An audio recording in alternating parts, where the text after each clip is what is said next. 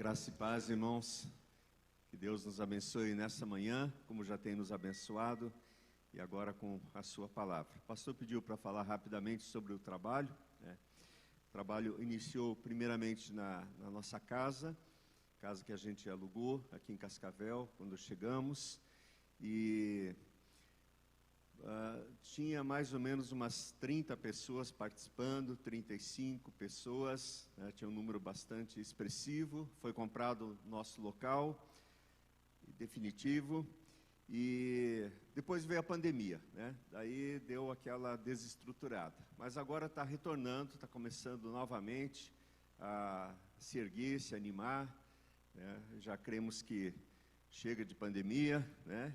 Se Deus quiser, não vamos mais experimentar isso, e já temos percebido já assim Deus operando, atuando, e domingo passado já tinha uma pessoa que a gente já tem assim perspectiva, é um músico, né? Que ele possa nos ajudar também no louvor da igreja, né? Uma família que assim, uma bênção dentro da igreja é a família da qual a gente alugou a casa, né? Que se converteram e são aqueles que não faltam em trabalho nenhum, tem sido assim um ponto de apoio, né? No nosso trabalho. Então eu queria pedir à igreja orasse, né, pelo trabalho.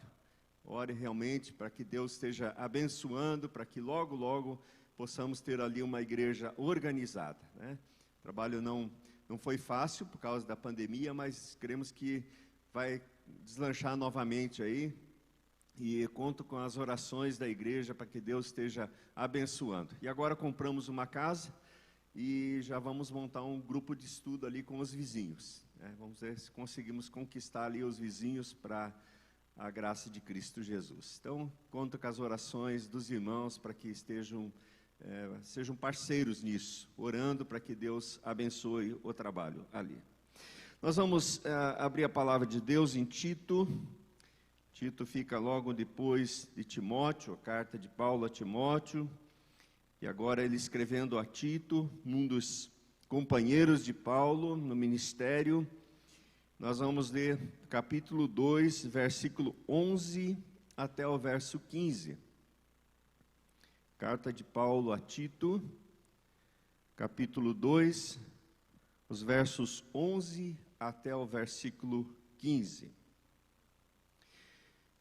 Portanto, a graça de Deus se manifestou salvadora a todos os homens, educando-nos para que, renegadas a impiedade e as paixões mundanas, vivamos no presente século, sensata, justa e piedosamente, aguardando a bendita esperança e a manifestação da glória do nosso grande Deus e Salvador, Cristo Jesus, o qual a si mesmo se deu por nós, a fim de remir-nos de toda a iniquidade e purificar para si mesmo um povo exclusivamente seu, zeloso de boas obras. Diz essas coisas, exorta, repreende também com toda autoridade, ninguém te despreze. Vamos orar mais uma vez? Amado Deus, querido Pai, estamos diante da Tua palavra, que é viva e eficaz. E humildemente, ó Deus, pedimos em nome de Jesus, que o Senhor, ó Deus, fale aos nossos corações nessa manhã. Queremos ouvir a Tua voz, queremos, ó Deus, sair daqui edificados, confortados, consolados e corrigidos pelo Senhor, ó Pai. É a nossa oração em o nome do Senhor Jesus. Amém e amém. Amém. Queridos, eu quero falar sobre a graça de Deus nessa manhã. A manifestação da graça de Deus. A graça, ela tem perdido um pouco a graça nos nossos dias, né? Ela se tornou assim algo muito banal. Falar a respeito da graça de Deus parece que não impacta tanto as pessoas, porque hoje a gente acha a graça meio que para tudo, né? Até uma criança, ai que gracinha de criança, né? E essa palavra, ela se tornou assim muito comum e até mesmo muito vulgar nos nossos dias. A gente acha a graça até de piada que não tem graça nenhuma. E quando a gente vai falar da graça de Deus, a gente tem um pouco de dificuldade, porque nem sempre a gente entende a profundidade do que significa a graça de Deus, esse favor de Deus aos homens. E eu espero que, em nome de Jesus, nessa manhã, a gente saia daqui compreendendo um pouco mais a respeito desse tema tão importante na palavra de Deus, tão centralizado na palavra de Deus. Tanto o Velho quanto o Novo Testamento fala muito a respeito da graça de Deus. E nesse texto Paulo vai tratar então das suas manifestações, a ramificação da graça de Deus na vida do seu povo, o que ela produz, o que ela traz para a vida do seu povo, é o que esse texto da palavra de Deus nos coloca nessa manhã. E esperamos em Deus que Ele fale ao nosso coração. Existe uma graça que chama-se graça especial. E uma graça que é a graça comum. A graça comum é aquela que todo ser humano, e não somente o ser humano, mas também a natureza toda, os animais experimentam, e toda a natureza, ela experimenta a graça chamada graça comum, que é o sol, a chuva, os relacionamentos, a oportunidade que o ser humano tem, os animais têm de reprocriar, de aumentar a sua prole. Tudo isso é graça de Deus, é uma graça comum que Deus concede ao crente, Deus concede ao incrédulo, todo mundo experimenta dela. O sol, a chuva, o calor, os relacionamentos, tudo isso é graça de Deus. Aliás, tudo que acontece debaixo desse sol é graça de Deus. Deus concede aos seres humanos usufruir daquilo que Ele proporciona. Mas existe uma graça que é uma graça especial, que Deus concede apenas àqueles que se tornaram filhos de Deus por meio da graça de Cristo, por meio da fé. Vieram a se tornar, então, não somente criaturas de Deus, mas agora filhos de Deus, comprados, redimidos pelo sangue precioso, aquele que nós celebramos aqui nesta manhã. E essa graça especial de Deus, ela se manifesta. Quer dizer o seguinte, que não é o homem que traz à tona, porque ele é desprovido dela, mas ela é uma manifestação de Deus, é uma intervenção de Deus na história do homem, produzindo isso que o homem não consegue, que é graça, que é o favor de Deus, que é Deus não virar as costas para nós, mas Deus se levantar para nós e Deus olhar para nós com um olhar de misericórdia e nos conceder aquilo que a gente não merece e aquilo que a gente não consegue por nós mesmos. E o apóstolo Paulo, então, exortando e orientando Tito, um dos seus conservos, a ensinar isso na igreja, ele coloca, então, algumas manifestações desta graça de Deus. A primeira manifestação desta graça de Deus está aqui no versículo 11. Portanto, a graça de Deus se manifestou salvadora. Qual que é a primeira manifestação da graça especial de Deus? Salvação. Salvar o homem. É a primeira coisa que Deus faz quando intervém na história do homem com esta graça especial, é salvar-nos. Porque senão a gente não consegue experimentar nada mais de todos os benefícios que ela produz. Então é a salvação, é a manifestação da graça de Deus. Para quem? Quem que precisa? Todos os homens. Todos os homens precisam desta graça especial de Deus.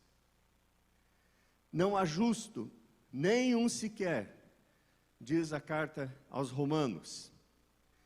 Mesmo Romanos 3:23 diz assim: todos pecaram e carecem da glória de Deus. Então, essa graça de Deus, ela se tornou manifesta no mundo e ela é para o mundo todo, mas ela é aplicável àqueles que Deus escolheu antes da fundação do mundo. Portanto, se você já é uma pessoa agraciada por Deus, já recebeu essa tão grande salvação, você faz parte de uma minoria do mundo. E você não merece. Isso não tem nada a ver com méritos teus, mas é pura graça de Deus. Graça de Deus é Deus nos dar o que a gente não merece. Por isso que ela não torna o crente soberbo. Olha, eu fui um escolhido de Deus. Não, jamais. Porque ele sempre vai reconhecer, e ele tem que reconhecer, é um ato de misericórdia de Deus. Deus me deu aquilo que eu não mereço. E é para todos os homens. Maria não escapou disso. A Maria, mãe de Jesus, ela experimentou também essa graça de Deus. Isso está em Lucas capítulo 1, 47, onde ela canta um cântico. Assim que ela soube que ela estava grávida, ela vai visitar a sua prima Isabel e ela canta um cântico. A minha alma se alegra em Deus, meu Salvador. O que ela está expressando nesse cântico? Eu também preciso do Salvador. Eu preciso desse que está sendo gerado dentro de mim, que não é fruto do José, meu marido, mas é fruto de Deus, e eu preciso dele como meu Salvador. Portanto, eu me alegro em Deus, meu Salvador. Também nós encontramos em Lucas capítulo 2, 30, Simeão, que era um homem abençoado, e ele estava sempre no templo, e Deus tinha revelado para ele o seguinte: olha, Simeão, você não vai experimentar a morte antes de ver a redenção de Israel. Aquele que há de redimir Israel, você vai vê-lo antes de morrer.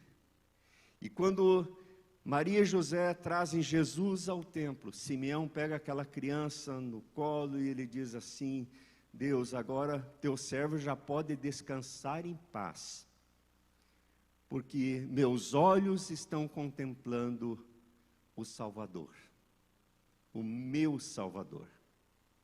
Simeão aguardava a salvação. Então, essa salvação é para a humanidade toda. Religioso precisa dela, o incrédulo precisa dela, o ateu precisa dela, precisa conhecer que há esperança na pessoa de Cristo Jesus. Essa manifestação graciosa de Deus, primeiramente, ela veio para nos salvar, para nos redimir da situação em que nós nos encontrávamos, e isso não tem mérito algum no ser humano. Aqui no capítulo 3 do mesmo texto, do mesmo título, capítulo 3, a partir do versículo 4, Paulo escreve ainda para Tito dizendo assim: quando, porém, se manifestou a benignidade de Deus, nosso Salvador, e o seu amor para com os homens, não por obras de justiça praticados por nós, mas segundo a sua misericórdia, ele nos salvou, mediante o lavar regenerador e renovador do Espírito Santo, que ele derramou sobre nós ricamente por meio de Jesus Cristo, nosso Salvador, a fim de que, justificados por graça, nos tornemos seus herdeiros segundo a esperança da vida eterna. Paulo está dizendo nesse texto: olha, não é por obras que a gente venha praticar. Não é porque Deus olhou para nós e achou a gente bonito demais. Esse aqui não cabe no inferno porque é bonito demais. pratica coisas boas, Paulo está dizendo de maneira nenhuma. É porque Deus usou de misericórdia e graça. Misericórdia e graça sobre a nossa vida. Todos os homens precisam.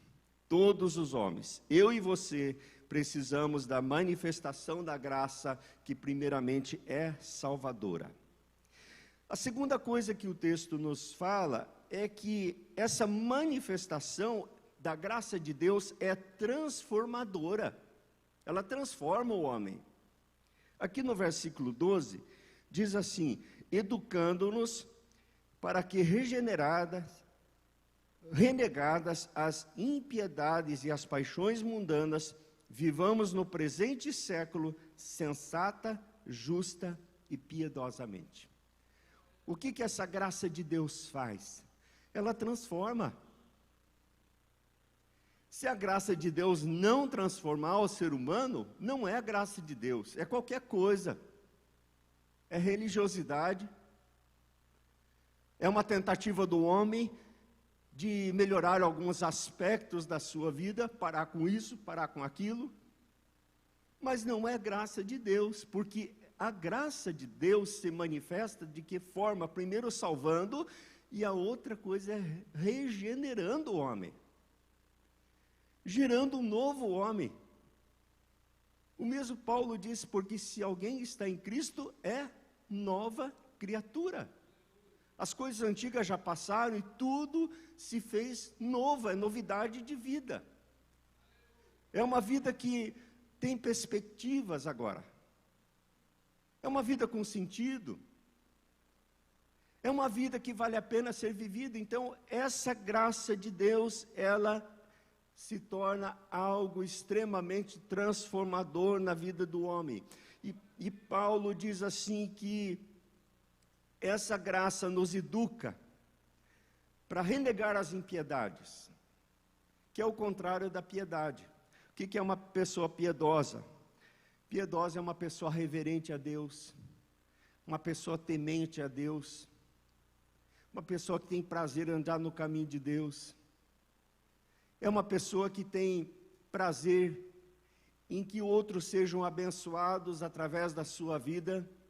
Isto é vida de piedade. Mas a impiedade é o contrário disso. Por isso que a Bíblia diz que o ímpio vai perecer. Porque o ímpio não quer saber de Deus, o ímpio não se relaciona com Deus, o ímpio nega a Deus. E se ele não nega a Deus com a sua boca, ele nega a Deus na sua vida. Isso é vida de impiedade. É quando a pessoa não tem Deus como Salvador e Senhor da sua vida, ela não quer compromisso com Deus. Calvino disse que a piedade era o resultado do relacionamento com Deus. Ele entendeu assim: piedade é o resultado do meu relacionamento com Deus. Eu me relaciono com Deus, portanto eu tenho uma vida de piedade. E uma das coisas que esta graça de Deus faz ao nosso coração é fazer com que a gente venha renegar, quer dizer, tirar fora, descompromissar com toda a impiedade, com toda a perversão, com tudo aquilo que denigre a imagem e semelhança de Deus pela qual fomos criados. Então ela traz o homem novamente a um relacionamento com Deus, tornando parecido com Deus, imitador de Deus, semelhante a Deus.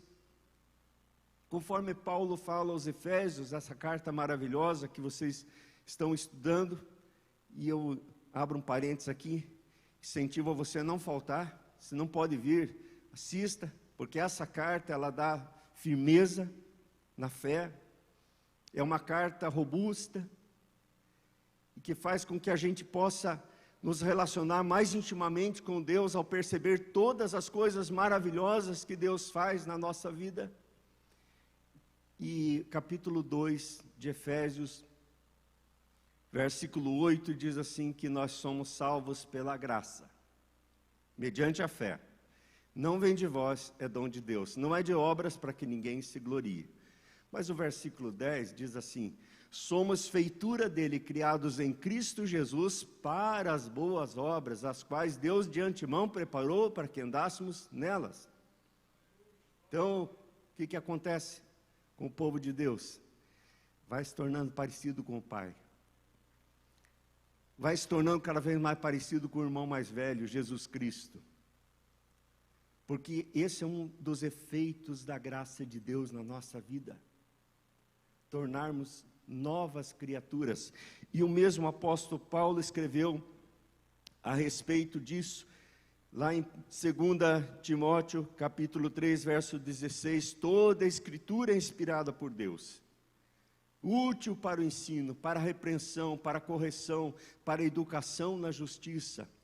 Quer dizer o seguinte, que uma vez a graça de Deus invadindo a nossa vida, o trabalho de Deus em nosso favor vem através da Escritura, tornando-nos então pessoas habilitadas para boas obras. Pessoas irrepreensíveis perante Ele em amor, conforme diz a Escritura. No versículo 4 ainda, tratando dessa transformação, versículo 14, Paulo diz assim: o qual a si mesmo se deu por nós, a fim de remir-nos de toda iniquidade, e purificar para si mesmo um povo exclusivamente seu, zeloso de boas obras. Sabe o que Deus está fazendo na minha vida e na tua vida? Purificando-nos. Quanto mais nos aproximamos de Deus, e a Bíblia diz que Deus é luz, nós enxergamos quem? Enxergamos quem somos, as nossas mazelas, as nossas deficiências, os nossos pecados. E o que Deus faz em nosso favor? Ele vai purificando a nossa vida. Por isso que o povo de Deus não precisa ter medo da luz. Achegando-nos à luz, achegando-nos a Deus, para que sejam então em nós transformadas todas aquelas coisas que precisam ser transformadas pela graça de Cristo Jesus em nós, achegando-nos a Ele. Então, a graça de Deus, ela tem esse poder transformador. Sabe quanto que vai durar isso na minha e na tua vida? Até o nosso encontro com o Senhor. Até lá Deus tem muito trabalho. Até lá Deus tem muito trabalho para fazer na nossa vida. Como a história daquela pessoa que estava prestes a morrer, daí chegaram e colocaram uma vela acesa na mão dele, aquele costume, né? Para iluminar o caminho. E ele ali no leito de morte, com aquela vela segurando a mão, ele falou assim: vivendo, morrendo e aprendendo. Conosco vai ser assim, morrendo e aprendendo, a nos tornarmos semelhantes ao nosso irmão mais velho, Jesus Cristo. Então essa é a graça, ela tem esse poder. Mas o versículo 13 vai falar de um outro aspecto, uma outra manifestação da graça de Deus. Verso 13 diz assim: aguardando a bendita esperança e a manifestação da glória do nosso grande Deus e Salvador, Cristo Jesus. Sabe outra coisa que a graça de Deus faz em nosso favor? Ela nos faz olhar para o futuro com otimismo.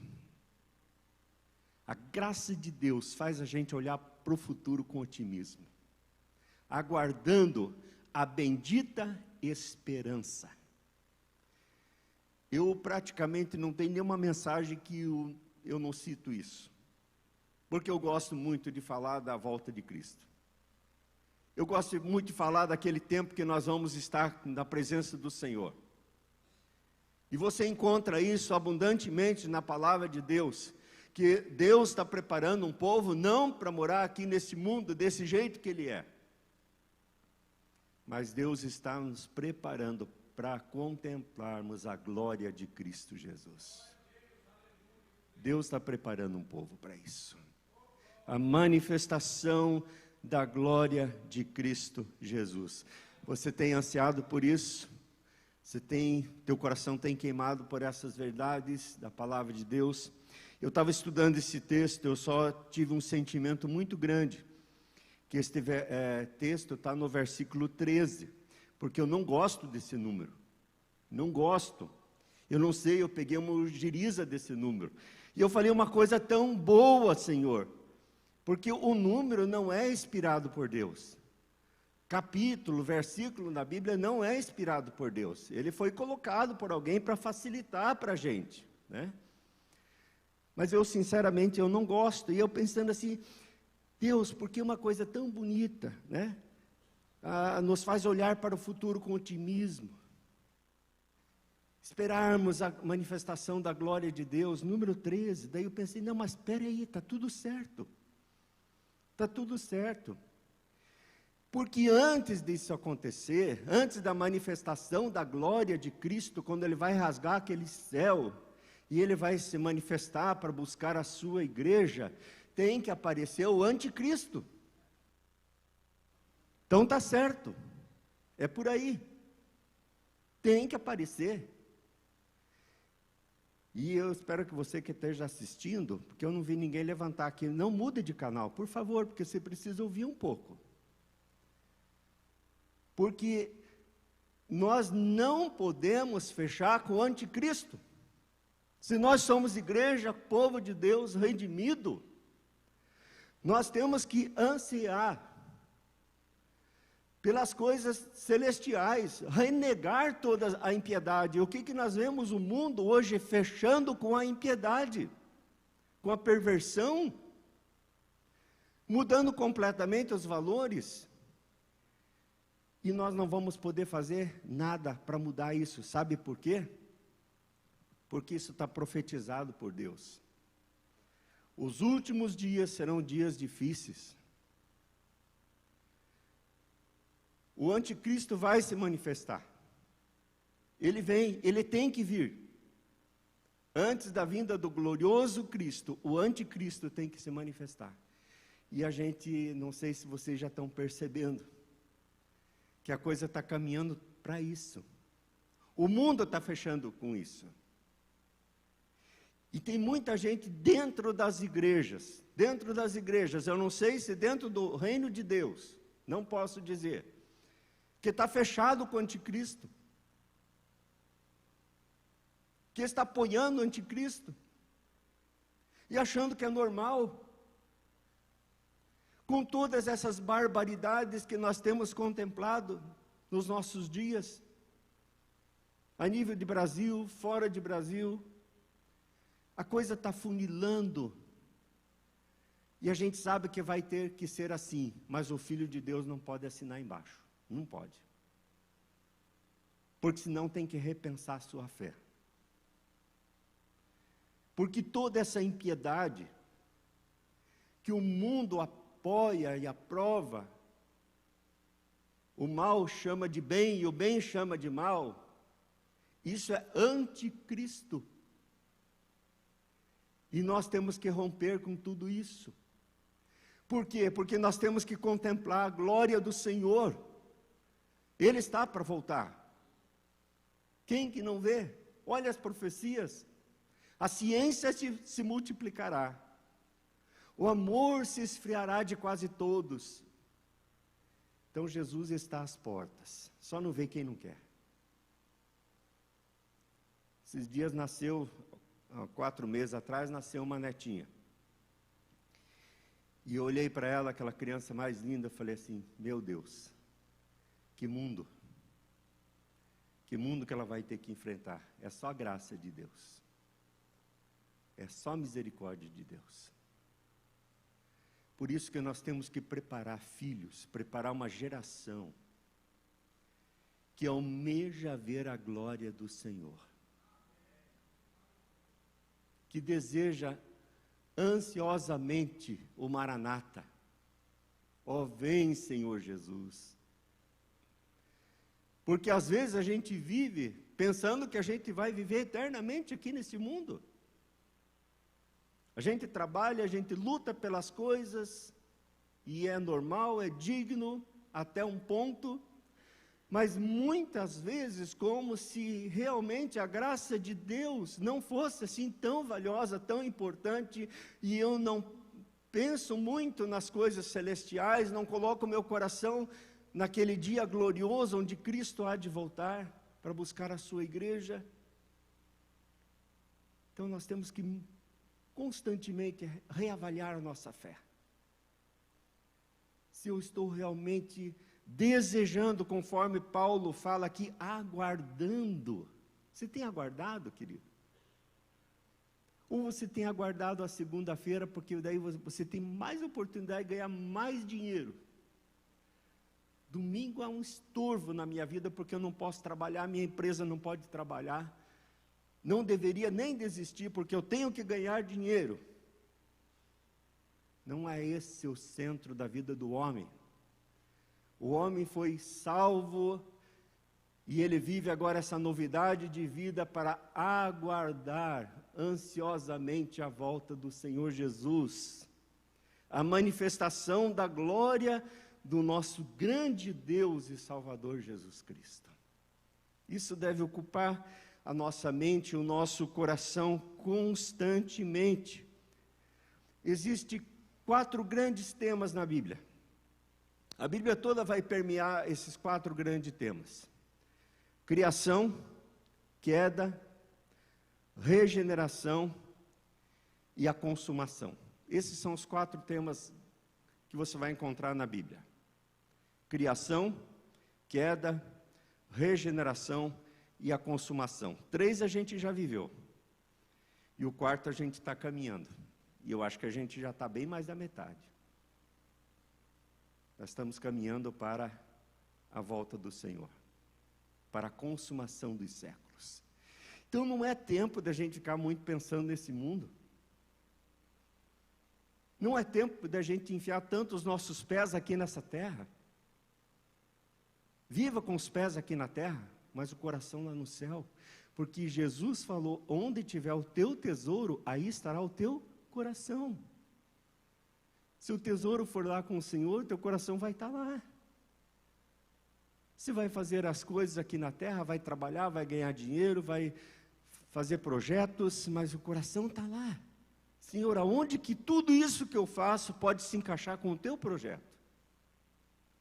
Pode de alguma forma abençoar, Senhor, pessoas aqui neste mundo, para que também eles venham fazer parte desse grande rebanho que o Senhor está constituindo aqui neste mundo, chamado igreja.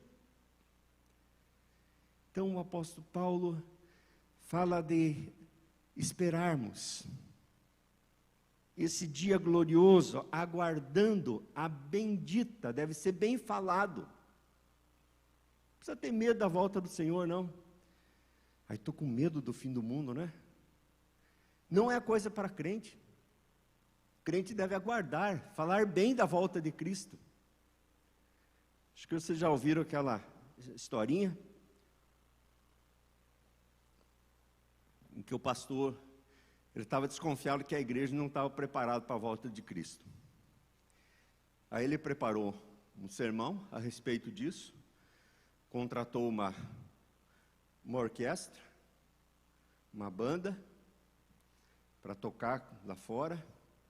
A hora que ele estivesse no auge daquela mensagem, falando sobre a volta de Cristo, e Cristo está aí, aquelas trombetas iam começar a tocar lá fora, para ele ver a reação do povo.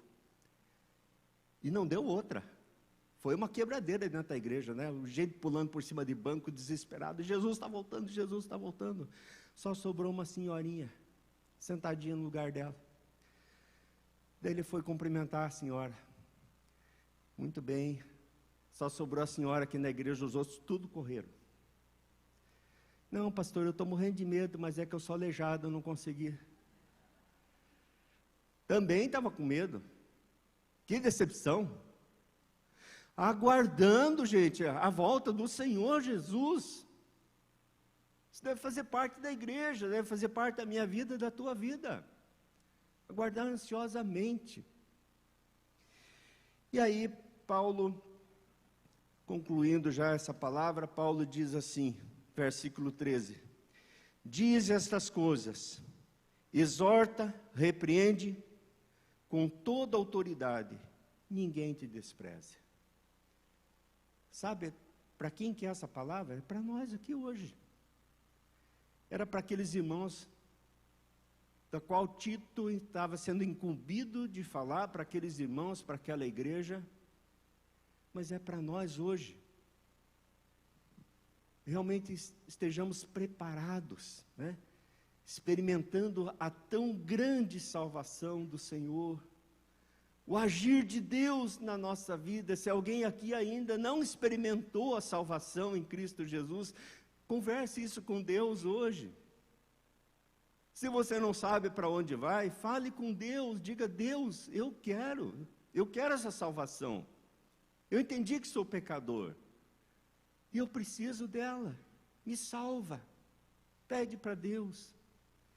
Mas todos os salvos aqui, aqueles que já estão comprometidos com Jesus Cristo, viva como alguém comprometido com Jesus.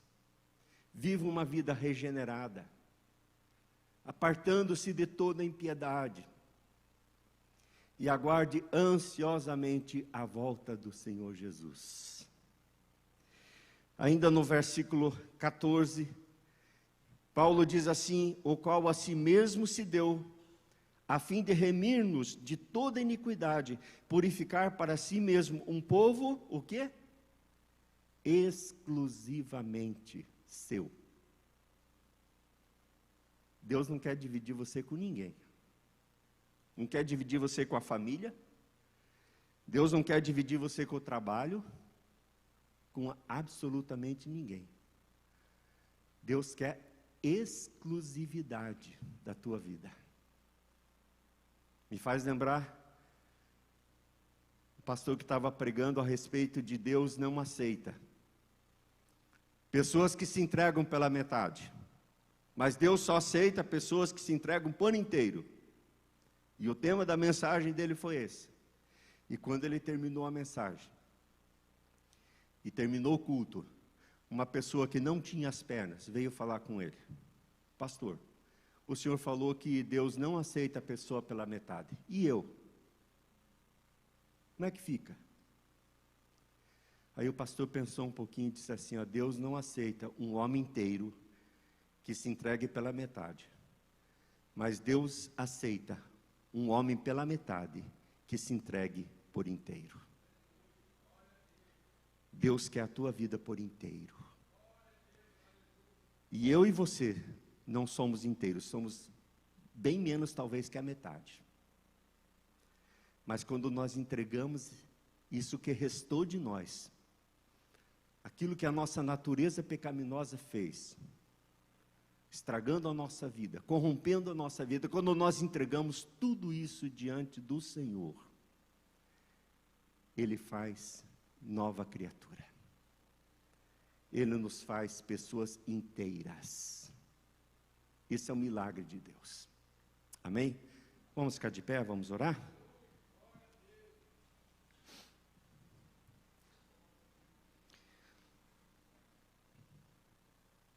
Amado Deus, Pai, estamos diante de Ti, ó Deus, o Deus gracioso, o Deus, ó Pai, que opera maravilhas na vida de pecadores como nós. Ó Deus, que possamos compreender mais a respeito da Tua graça, que a Tua graça nos basta, Senhor, que ela é suficiente para transformar a nossa vida, para nos salvar, para nos regenerar, fazermos novas criaturas e aguardarmos a volta do Senhor. Ó Deus, prepara a Tua igreja, Senhor, que os nossos olhos estejam fitos no Senhor, ó Pai. Possamos contemplar as maravilhas do Senhor, possamos contemplar a vinda do Senhor, ó Pai. Possamos almejar, desejar, ó Deus, morarmos naquele lugar maravilhoso que Jesus Cristo foi preparar para cada um de nós. Ó Deus, mas enquanto estamos aqui na terra, permita, ó Deus, que possamos renegar com toda a impiedade, Pai, com toda a perversão, ó Deus, e possamos, ó Deus, viver uma vida de tal maneira, Deus, que seja tão eficaz, tão bonita, ó Deus, tão cheia da graça do Senhor, que outras pessoas desejem também, ó Deus, aquilo que temos. E assim possamos, ó Deus, ser porta-vozes do Teu reino aqui nessa terra, Deus. Abençoa essa igreja poderosamente.